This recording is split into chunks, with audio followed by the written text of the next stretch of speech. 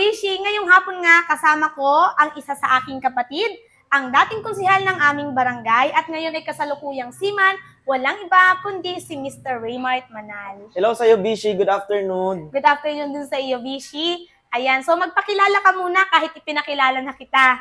Ayan, good afternoon nga pala sa inyong lahat. Ako nga pala si Raymart Manal at isa din akong content creator. Pero nagsisimula pa lang. Ako nga pala si Kadagat. Ayan, Kadagat Vlog 2.0. Ayan, good afternoon sa inyong lahat.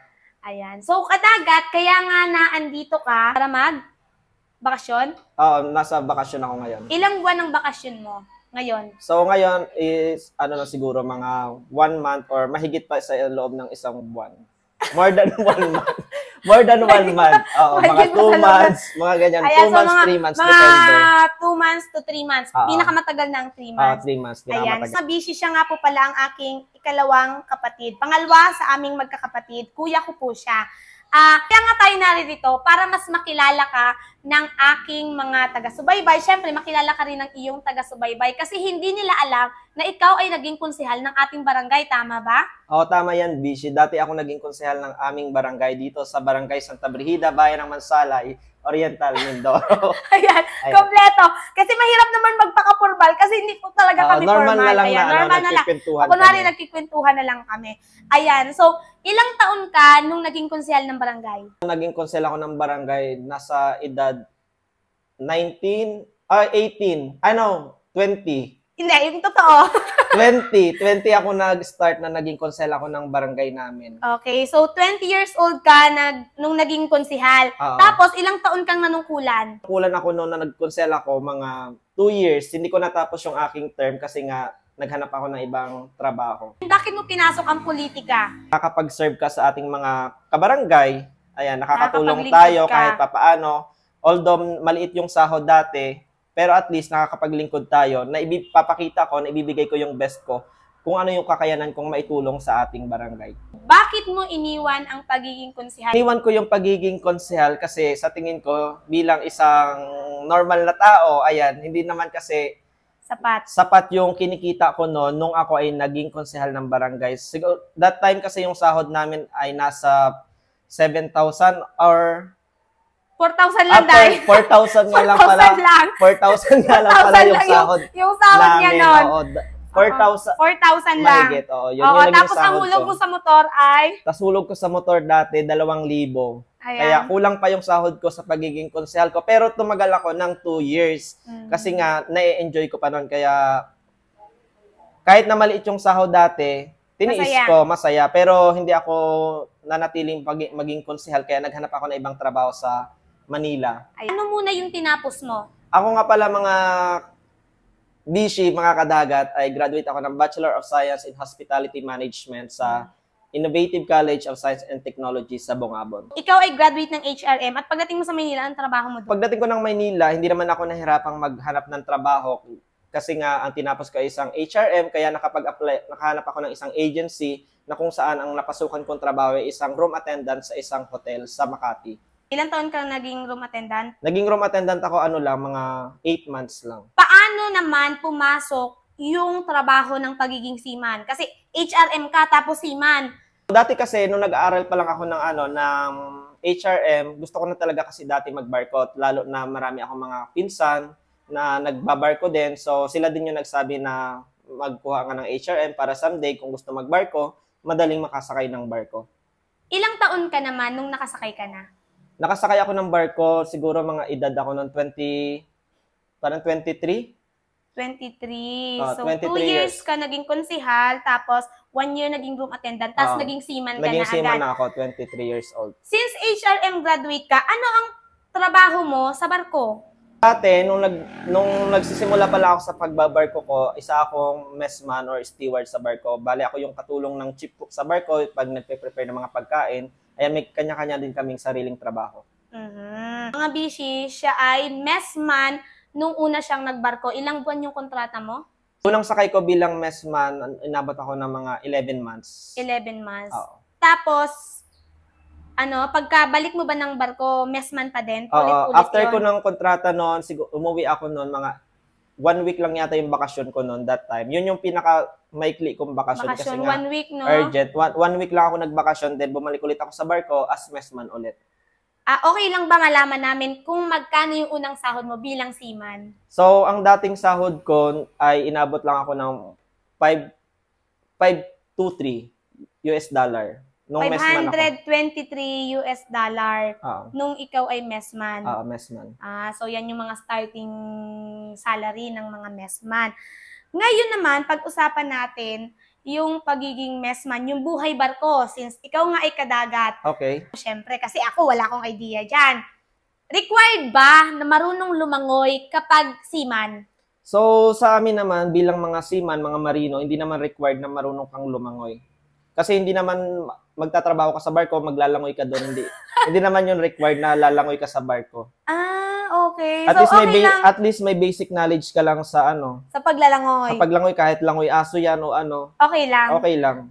So yun mga bishi ha, hindi daw pala required na ikaw ay marunong lumangoy kapag seaman. Kaya hindi lahat ng seaman ay marunong lumangoy. Ikaw ba kadagat, marunong ka bang lumangoy? Ako marunong akong lumangoy, syempre. Honest answer yan. Totoo yun mga kadagat, marunong akong lumangoy. Anong klaseng langoy? Langoy aso ba? Yung mga depende. Backstroke, freestyle. Ayan. Basta yung normal na paglalangoy, marunong tayo dyan. Sige. Dahil naging messman ka na, ilang taon ka na ngayon kadagat nga?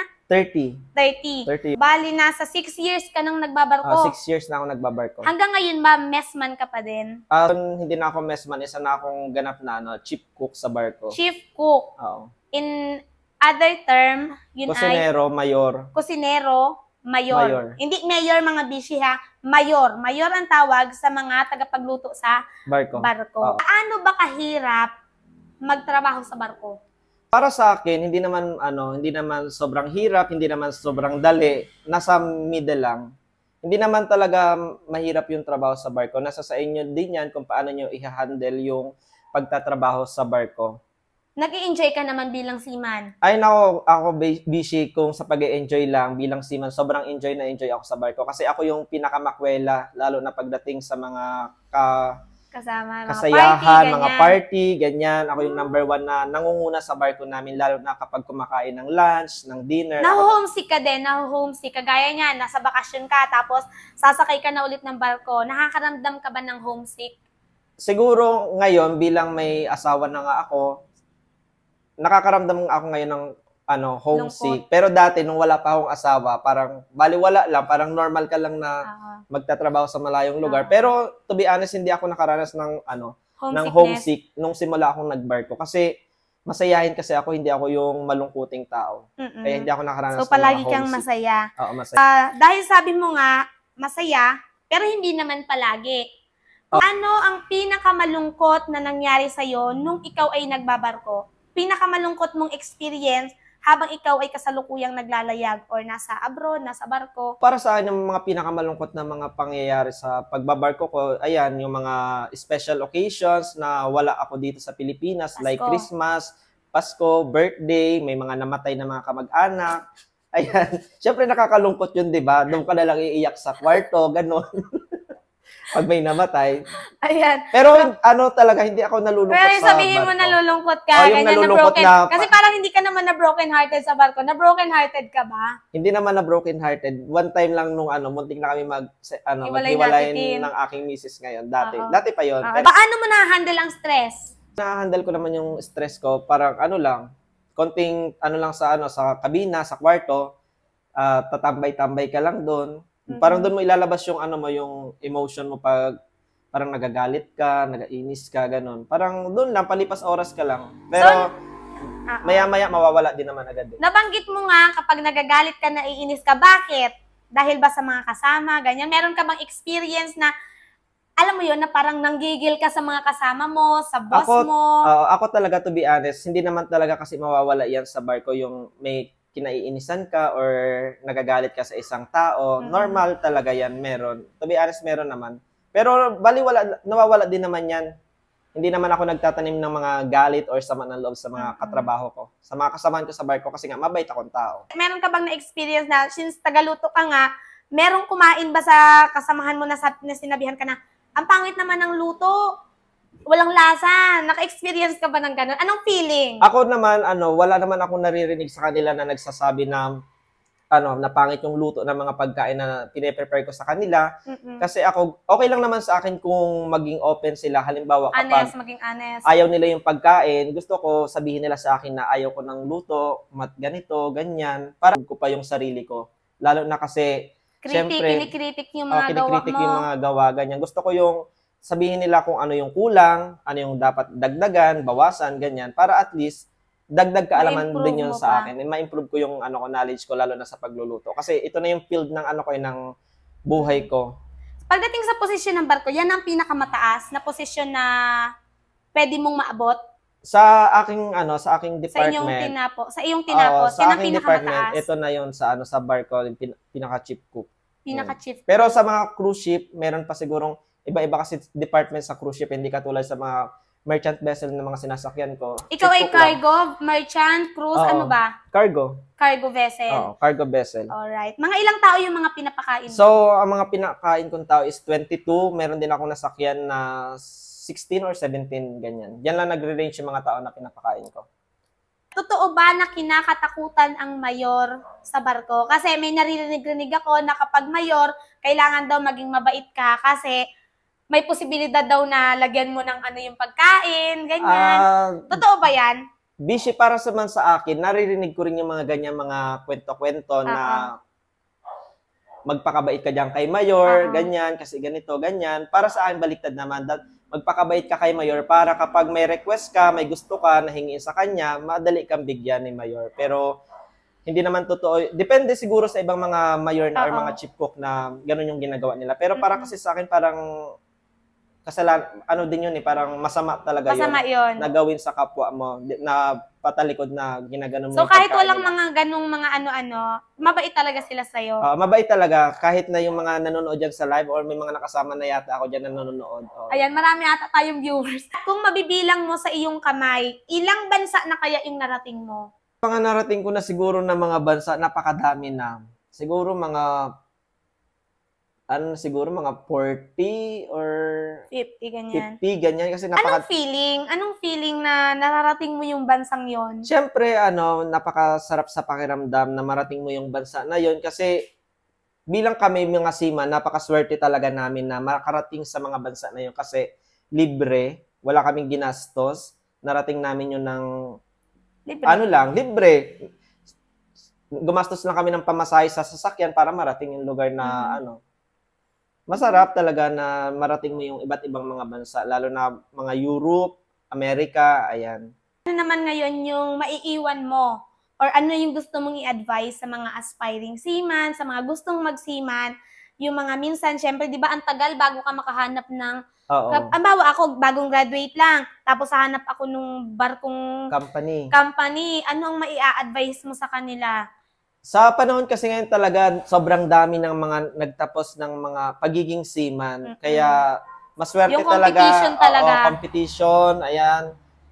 Pero napakadami namang mga company na naghahanap ng mga seaman sa ngayon. Kahit na wala kang backer or may backer ka man, basta tiyagaan nyo lang ng pag-a-apply, pasahan nyo ng pasahan ng mga resume or ng mga CV ninyo. Malay nyo, isa dyan tumawag sa inyo para ito na yung maging stepping stone nyo para makasakay kayo ng barko.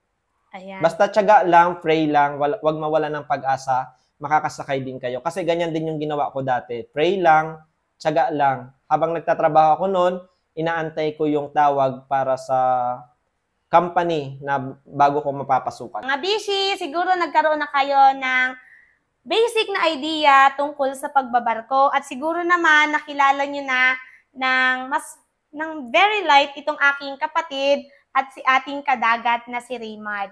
Maraming salamat po sa inyong patuloy na panonood at syempre shoutout po sa ating mga viewers ng live. Sana po suportahan nyo ang aking kapatid na si Kadagat. Kita niya sa inyo ang buhay barko kung gaano ba kahirap ito.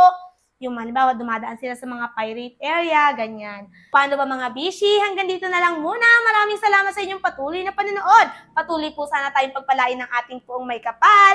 Paalam!